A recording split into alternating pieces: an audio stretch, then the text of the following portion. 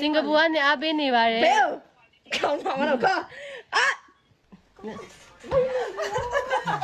ရောက်လာတယ်တဲ့ငါအဲ့လိုင်းလို့မရဘူးလို့မနော်ရဲ့အကကြမယ် လောက်ပြောဘာပြောမှာ ဟမ် ဘယ်လိုလဲကကြမယ် မကောက်တော့ ဟောင်းရင်ခင်ဗျမပဲဝင်ဘယ်တော့ဝင်လို့ရအောင်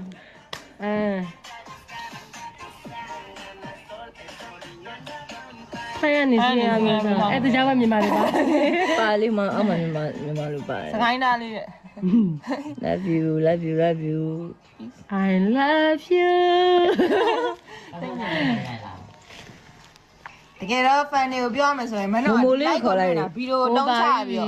တကယ်တော့မို့အတီလဲငါသူတို့ပေါ်တင်ပြောပါတယ်တကယ်တော့လိုက်လွင့်တယ်ဆိုတာ သူ့ တော့ ကောင် ရ ကပတ်စံရနေပြီတဲ့အဲ့အကောင်လို့ပတ်စံရနေမလို့လိုက်လွင်ဗီဒီယိုတင်မရမှာတဲ့အဲ့အကောင်လို့လိုက်လွင်တာပါ နေတော့ကမြောက်ပေးပြီးတော့လုံးတယ်နော်ကြီးဗီဒီယိုတင်တာတရက်$ပဲရတိတ်အဆင်ပြေ$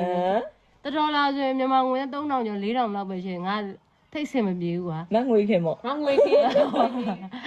မဟုတ်သေးတာနော်ကြီးကဒီဟာရဖို့ငါပတ်စံပြန်ပေးရ4သိန်းဆိုရင်ငါဥရှင်အရင် အရင်မရတယ် အရင်မရသေးဘူးကွာဒီမှာအရင်ရအောင်ဒီငါလုံမှာအဲ့ဒါ တင်တော့တင်တယ်တကားလားကောက်တယ်ဝင်လာတော့မယ်ဆိုတာ အရင်ရအောင်လုံမှာအရင်ရပြီးမှအမျက်လေးနဲ့ဝင်လာမှုစားမှာ မနော်ညီမပါဘလား မမညီမပါပြီ sister can English speaking နေတာ